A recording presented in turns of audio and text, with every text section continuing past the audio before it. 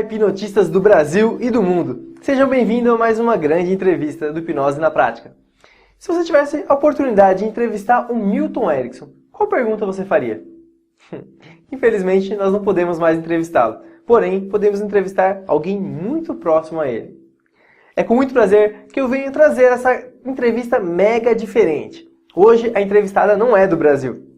Ela veio direto dos Estados Unidos, é a grande Roxanna Erickson, filha do Milton Erickson. É isso aí.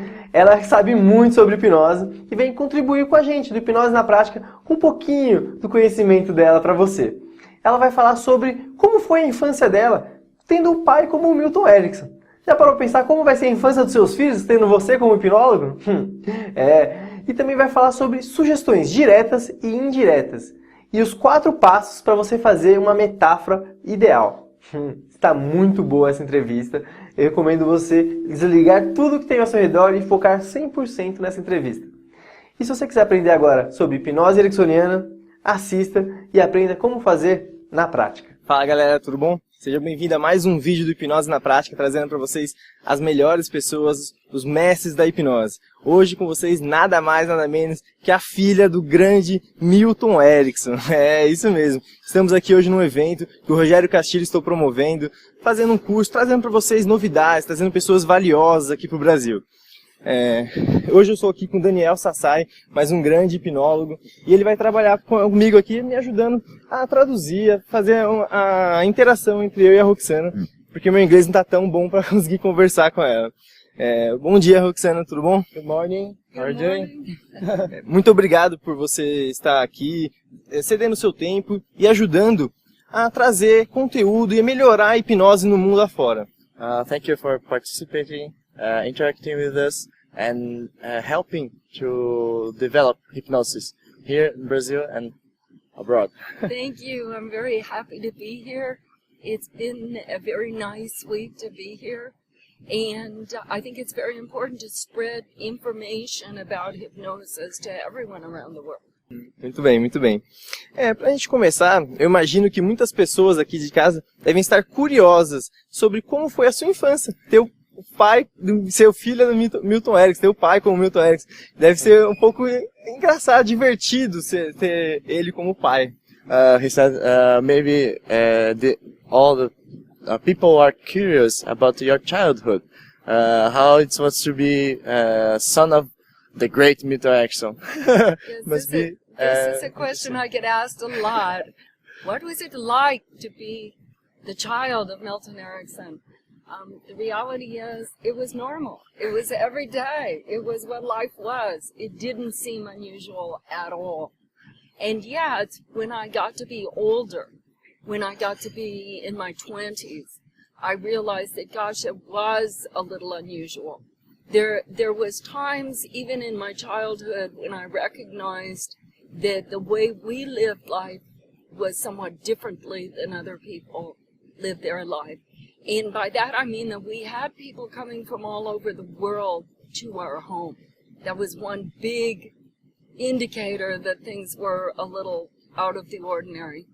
Another indicator was that we had the business in the home. My dad's office was in our home. And whereas that happens with some frequency, the way we connected with the patients and were involved in the healing process, that was very different. When I went to school to become a health professional, I studied nursing, and I realized then how far from average it was to be working with patients in a home setting. And today, it probably wouldn't work because the laws have changed, the standards have changed. But looking back, I think it was the healthiest thing for the patients. It was also very healthy for us as a family because we were able to see what it is to have difficulties, to have mental health problems, to have other health problems, and to heal.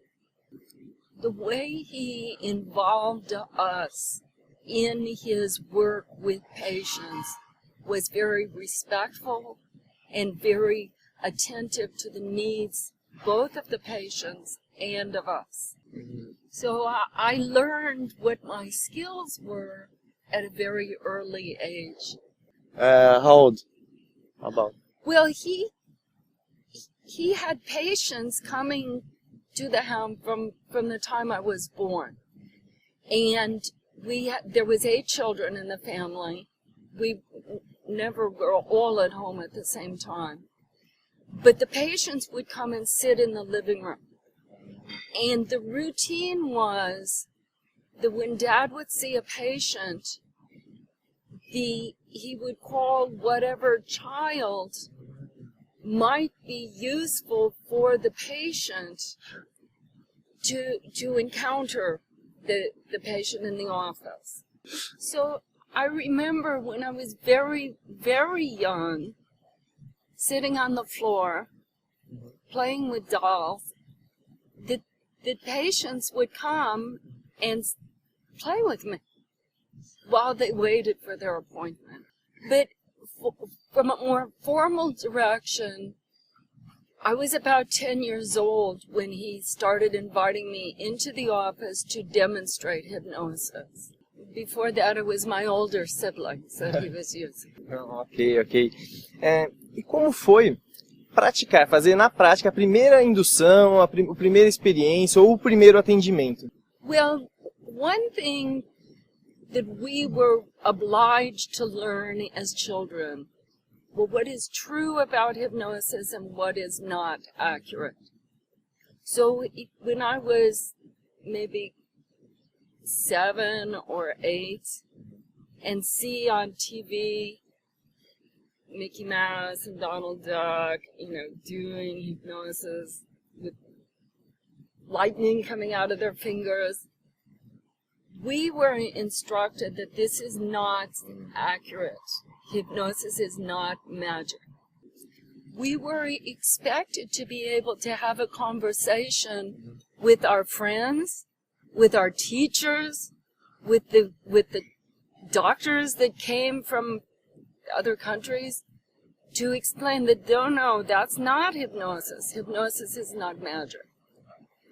But in terms of the first formal hypnosis work, I was 10 years old. Now before that, I remember some colleague of Dad's brought a machine that spun around, and Dad, he didn't think much of those machines. But he took it and he put it in his office, and then he told the 3 youngest children, "You haven't used hypnosis before.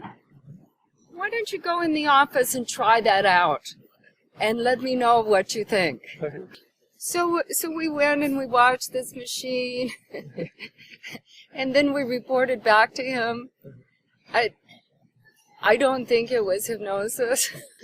But then when I was about 10 years old, I can't remember the age exactly, but one of my sister-in-laws was pregnant and had a baby at home using hypnosis, and I was very stimulated and motivated. I want to learn that skill. So I went to Dad and I said, "Teach me, I'm ready." And he basically gave me a lot of questions. Well, why do you want to learn? Is this the right time? What are you going to use it for? And he really made me justify that the time was right to begin formal training. And so from 10 years old, he accepted me as a student and found opportunities to bring me into his office to demonstrate to other patients what it is to go into hypnosis, what it is to learn various elements of hypnosis.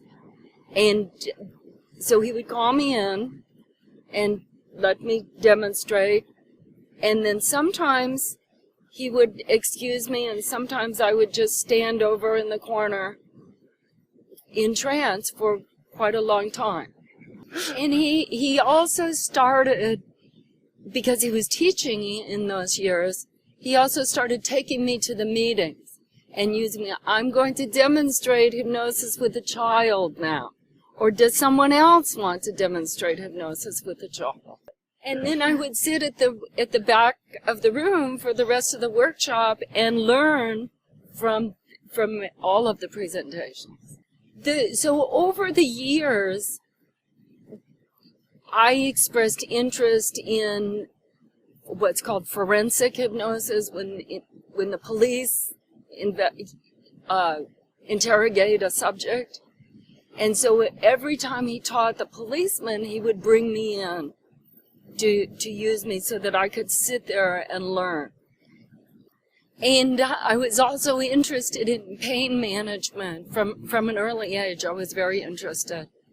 And so when he had patients, he would bring me in to demonstrate to those patients what it is to go into a trance. So I didn't usually see what he did with those patients, but the patients knew me. And the next visit, when they arrived and I was sitting in the living room, they would sometimes explain to me, what he did last time really helped you. And I was like, oh, really? And then they would tell me because it was meaningful to them. So I didn't learn directly. I learned indirectly from the patients. And then, I was still living at home when I started nursing school. And so when I started working with patients in the hospital, I was able to come back to him and say, oh, I have a patient I don't know what to do with. And he would give me ideas and suggestions. He was very generous with his teaching, with the family, with friends, with neighbors, with students, and we see the effects of that generosity of shared wisdom still today. Aqui no curso, você falou muito sobre induções, sugestões diretas e indiretas. Eu gostaria que você falasse um pouco mais para os nossos ouvintes, nossos seguidores, o que seria sugestão direta e indireta? Acho que é muito interessante esse tema. Well, the idea of a direct suggestion, it goes to your conscious mind, to what you can understand. It's logical, makes sense, sounds right. It just kind of falls into place as, yes, that's the answer that I'm looking for. But on the other hand, we can't solve all of our problems with this logic and reason. Somebody has fear or anxiety or a bad habit. They know that they don't want that as part of their life. This idea of, well, just stop doing that. A ideia é, tipo, simplesmente pare de fazer isso. But we know that it's not so simple. And sometimes change must come about in a different way. The idea that my father promoted was that change takes place in the unconscious mind. The unconscious mind is not always reasonable and rational.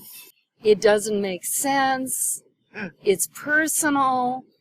It works with symbols and dreams. The unconscious mind has associations, little kind of strings of ideas that are meaningful to the individual.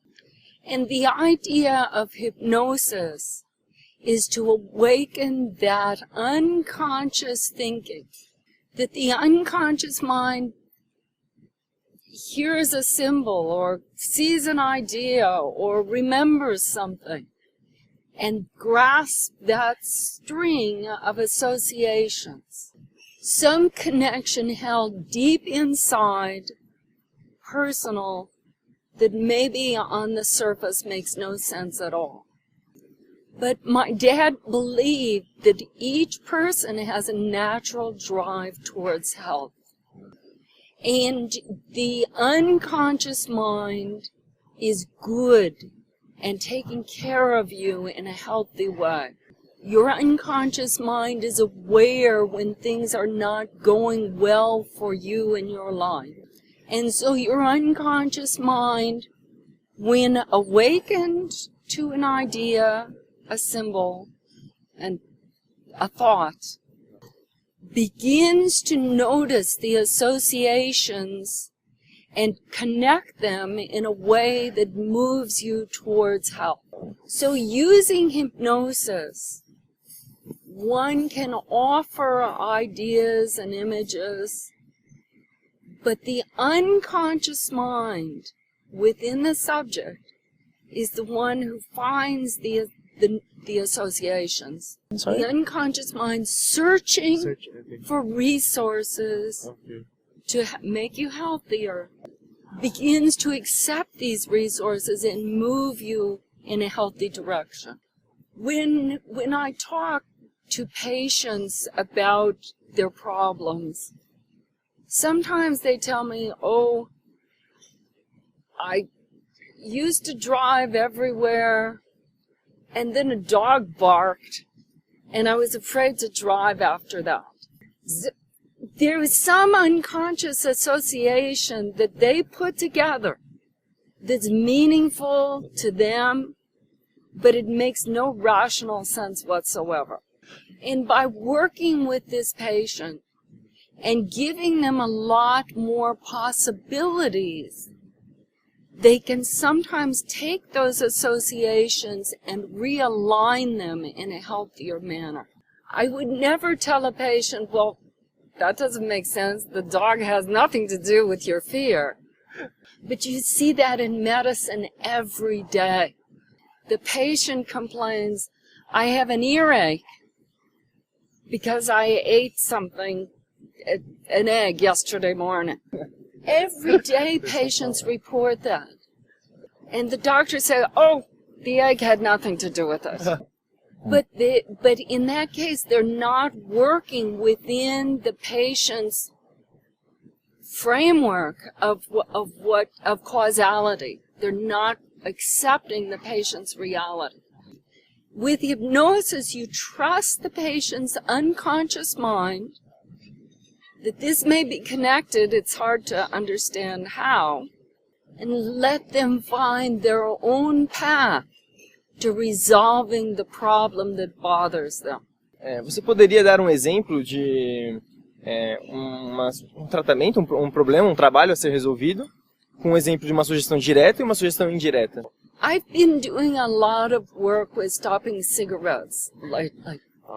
And when I interview the patient before we begin, I ask them all the things that they consider important, what they find is good about the cigarette and what they find negative about the cigarette. And then I take their words and their ideas and construct suggestions for them.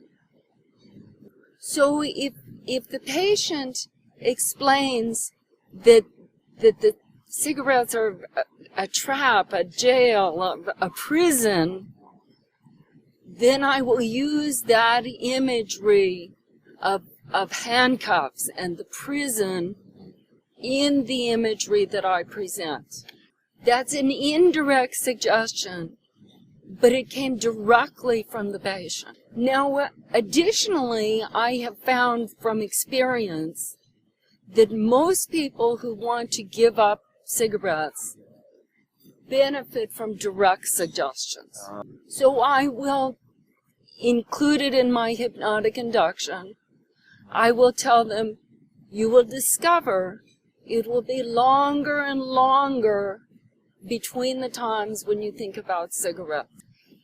And that the cravings, the desire for cigarettes will fade over the days. until they forget that craving altogether. So as the cravings diminish and the time gets longer, only occasionally remembering that feeling of wanting the cigarette, those are all direct suggestions. And when I speak about the freedom of being released from the shackles of the handcuffs of the cigarettes, now that is an indirect suggestion using the subject's own ideas. Now there are more complex indirect suggestions in the form of metaphors. And I could tell a story of someone who was imprisoned and that they suffered in the prison not knowing even that it was a prison, just accepting day-to-day life behind the bars, enjoying the sunshine as it came in through the window, and the prison food that was served to them 3 times a day, and the little mattress that they slept on at night, and they thought that life was good. And one day, they discovered as they looked out the window that other people were living with a lot more freedom, and the desire to expand their own freedom began to grow. And it took time for the realization to come that it's possible to get out of prison. Not easy. Não é fácil. Takes a lot of work. Dá muito trabalho. Gonna have to be very clever and deal with difficult moments and difficult times. But freedom awaits on the outside. I don't know when or what changed to make that little fellow in prison commit to moving out. But one day, that fellow in prison made a decision. I want out of here. I want out of this trap. Eu quero sair dessa armadilha. And announced to the jailer, "Let me out." And the door opened. He went out. Ele vai pra fora. And then he discovered that he didn't know where his food was coming from. He didn't know how to relax. He didn't know how to modulate his energy when he ran freely in the grass. But those discoveries came with time. Okay, that's a metaphor. Ok, isso é uma metáfora. Muito bom, muito bom. Very good. Very good. Pra gente finalizar, gostaria que você explicasse um método fácil que talvez você use para fazer uma metáfora, um passo a passo de como as pessoas podem fazer uma metáfora. Different people teach metaphor in different ways. One of the most useful ways to look at it is a 4-step process. The first step is to introduce a sympathetic character, optimally somebody that the subject, the listener, can relate to. And then that character runs into some sort of difficulty. Step 3 is to find new, unexpected resources. And after that, the person or subject, animal, it can be anything, gets a new perspective on the problem. So that's the simplest structure of metaphors, but there can be all sorts of different ways of expressing metaphors. It can be very simple or very complex. Você acredita que para ser efetiva faz muita diferença a complexidade? No, the relevancy is whether or not the subject captures the association and uses it within themselves. It's an unconscious process. And when I use hypnosis, I offer a lot of suggestions. I don't know which one the subject will accept or find useful. I look at it as if I lay out a buffet and then invite the subject, make a choice. the subject knows which items look tasty or relevant and which they want to avoid for their personal reasons. I trust myself that I do the best I can to lay out the buffet, and I trust the subject that the subject will use their own wisdom to make suggestions that help them. Muito obrigado, uma bela metáfora. This is a beautiful metaphor. Sou muito grato a você, muito obrigado mesmo. Aposto que o pessoal de casa está muito feliz pela essa entrevista, pelas suas informações. E agora suas últimas palavras. Muito obrigado. I just wanted to say thank you for this opportunity, for letting me speak to a larger group of people. And I would also like to thank Rogério Cavalha for inviting me here to Brazil and giving me the opportunity to meet you and to meet others.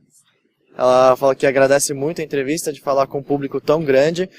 Agradece também ao Rogério Castilho por trazer ela aqui para esse workshop. Nós também agradecemos. E por conhecer a gente, ela falou. Obrigado. Thank you very much. And thank you guys. É isso aí, galera. Muito obrigado. Até a próxima. E aí, gostou? Muito bom. Mas agora, se você quer aprender mais sobre hipnose, quiser trocar experiência sobre hipnose, me adiciona no Facebook. Eu adoro falar sobre hipnose, fico o dia inteiro estudando, conversando sobre isso. Então vamos lá, vamos conversar mais. Porque eu gosto de ensinar hipnose, gosto que as pessoas apliquem hipnose e gosto de saber a história das pessoas sobre hipnose. Então me conta a sua história, eu vou contar a minha e vamos conversar. É isso aí, me adiciona no Facebook e te vejo daqui a pouco.